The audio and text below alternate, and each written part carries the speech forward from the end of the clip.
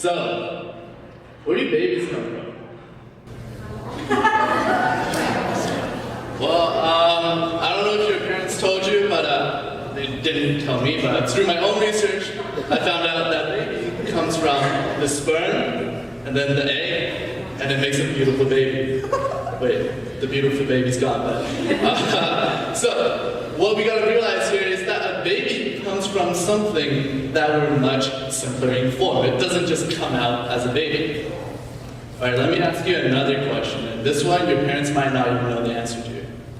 Where does purpose come from?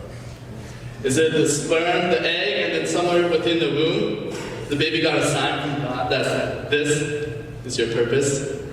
Are some people just born with purpose? Well, I don't know about you, but I definitely wasn't one of them. I got the first two ingredients, and then I don't know what, and then that made this. Right, so for most of my life, I'm 19 right now, for 18 years of my life, I struggled with finding my purpose. People kept on asking me these questions.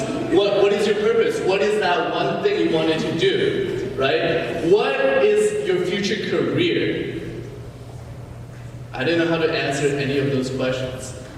And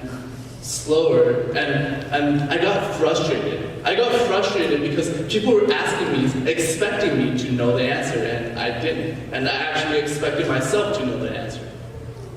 And just recently, about 4 months ago, I found the answer. And I want to share what I learned along the way, the books I've read, the thousands of videos that I've watched on this topic. I want to condense that and share my knowledge with you.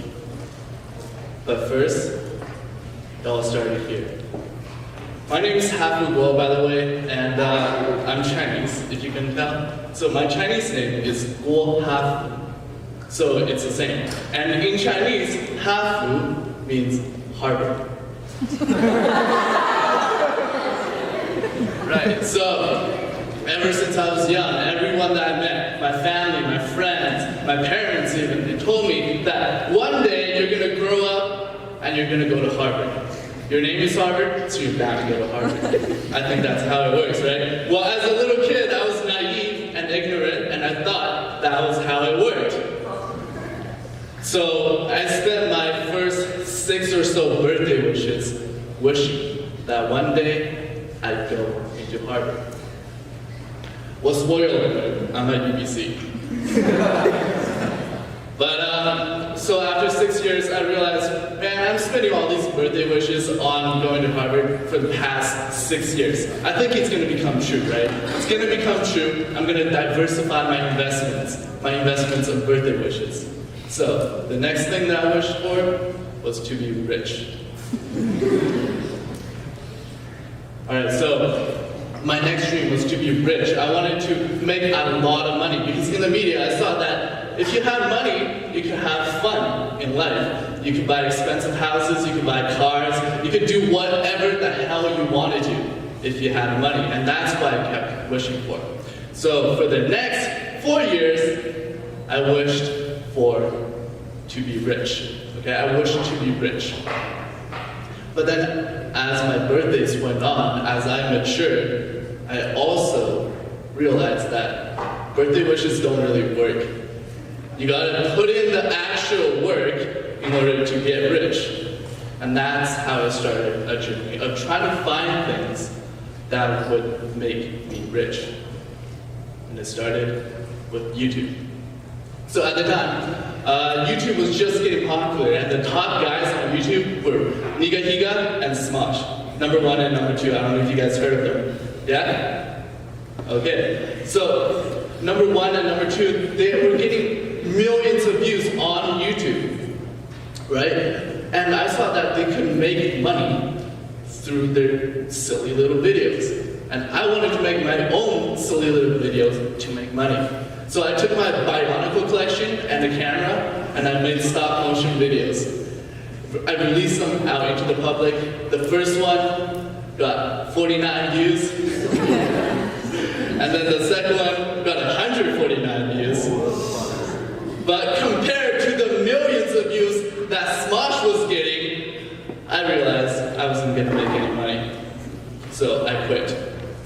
and then I moved on to acting. I thought maybe I could grow up and do acting, because I see on the media, on TV, actors get a lot of money. They drive fancy cars, they have big houses, right? They have the freedom just from, I don't know, being themselves or being another character. It's not too hard, and they make a ton of money. But then I realized I just moved to Canada at this point, and I couldn't speak English. So Hollywood wasn't a viable solution. That's why I quit acting, moved on to the next thing.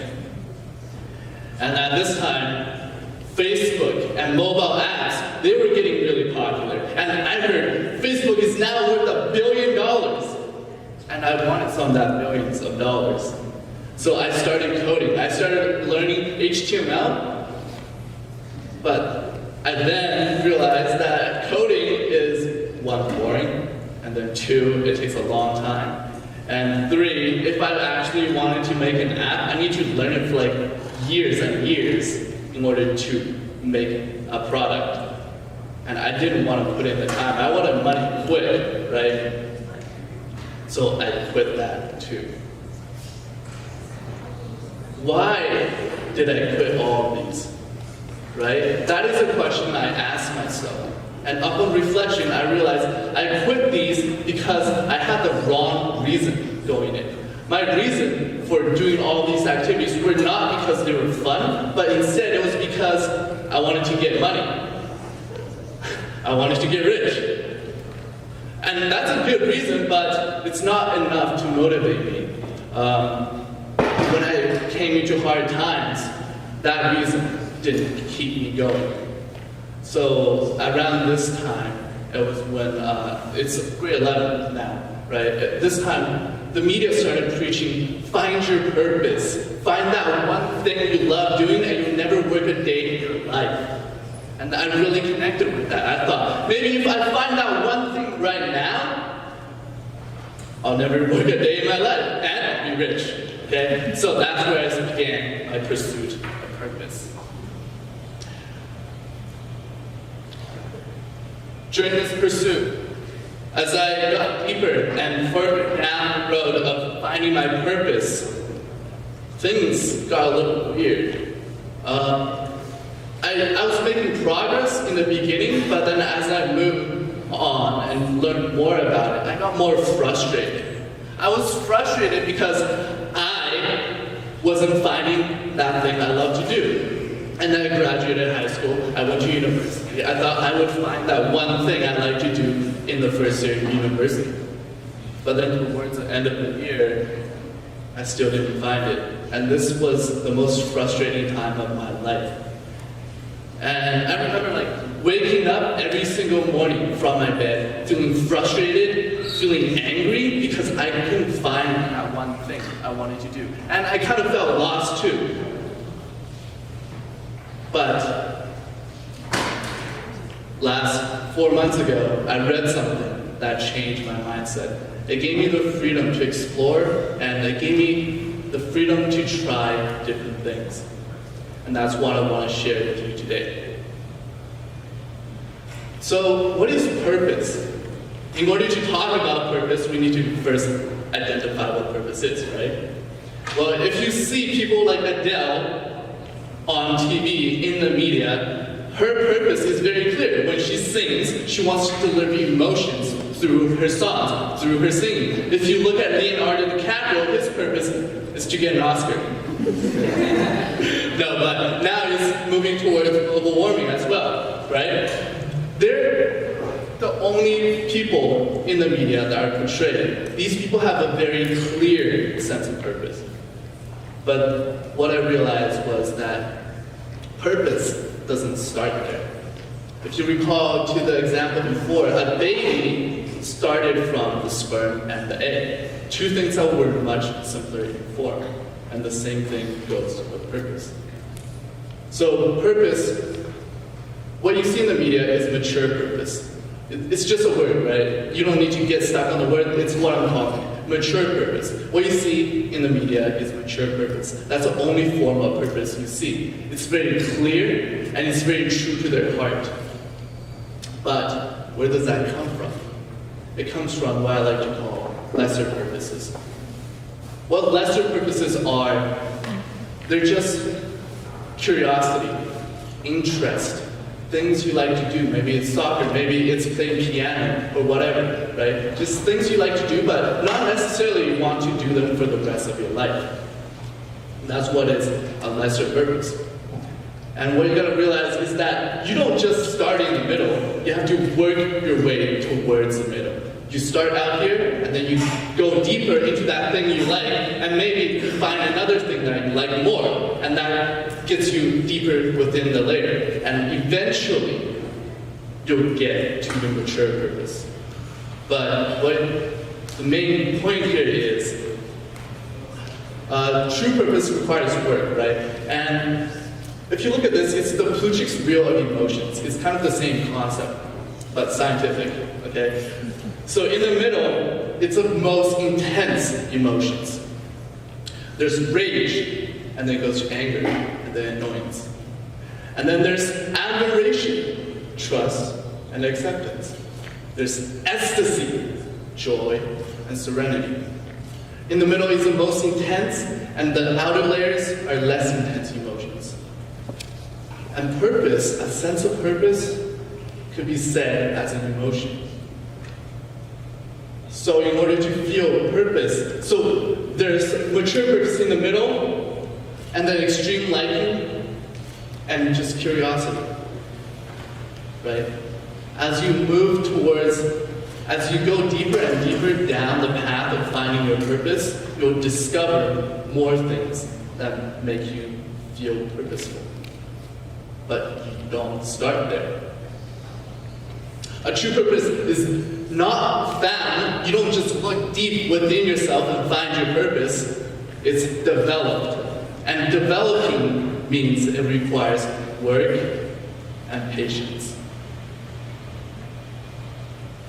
And I just, after realizing this fact, I went from a state of frustration, confusion, and anger to a sense of relief, a sense of clarity, and a sense of freedom to explore different things.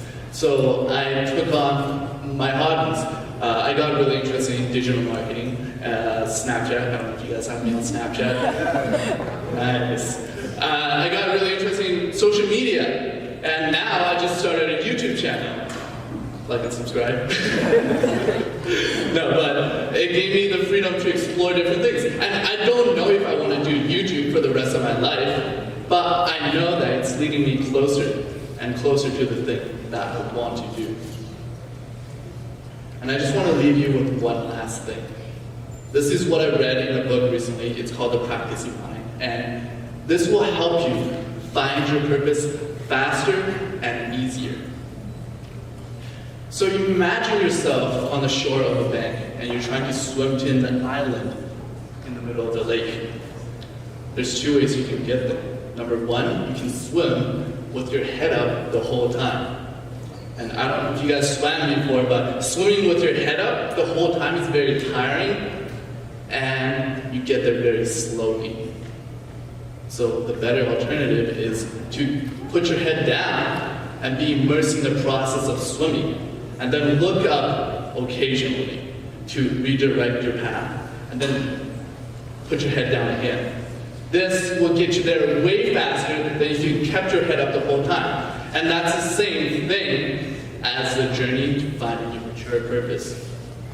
Don't constantly compare yourself to the end goal of finding your mature purpose, like I did. That will just make you frustrated, that will make you angry, and that will get you there very slowly.